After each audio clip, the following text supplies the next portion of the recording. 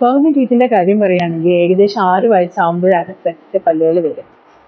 ആ സമയത്ത് അതിന്റെ വേരുകൾ കംപ്ലീറ്റ് ആയിട്ട് ഫോം ചെയ്തിട്ടുണ്ടാവില്ല.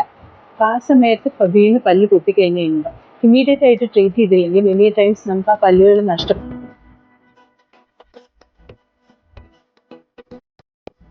പല്ല് ഇളകി വീണ് കഴിഞ്ഞാൽ ഇമ്മീഡിയറ്റ് ആയിട്ട് പല്ലെടുത്ത് അത് പൊട്ടിയിട്ടുണ്ടോ എന്ന് നോക്കിയിട്ട് ഒരു ചാക്കിന്റെ അടിയിൽ നിന്ന് കഴുകി അതിനെ പല്ലിലേക്ക് തിരിച്ച് ആ പല്ലിരുന്ന സ്ഥലത്തെ തിരിച്ചുറപ്പിക്കാനാണ് നമ്മൾ പറയുക.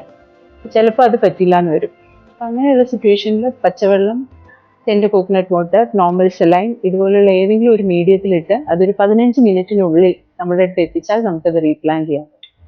ചിലപ്പോൾ സ്കൂളിൽ വെച്ച് വീണ് കഴിയുമ്പോൾ കുട്ടിക്ക് അണ്ടർലൈങ് മെഡിക്കൽ കണ്ടീഷൻസ് എന്തെങ്കിലും ഉണ്ടോ, ഒരു ബ്ലീഡിംഗ് ഡിസോർഡർ ഉണ്ടോ, ഒരു കാർഡിയക് ഡിസീസ് ഉണ്ടോ, ടെൻഷനസ് കാർഡിയക് ഡിസീസ് ഉണ്ടോ, അല്ലെങ്കിൽ ഡയബറ്റീസ് ആണോ, ജൂനൽ ഡയബറ്റിക് ആണോ എന്നൊക്കെ ഉള്ളത് അറിയുന്നത് നമുക്ക് വളരെ ബെനിഫിഷ്യൽ ആണ്.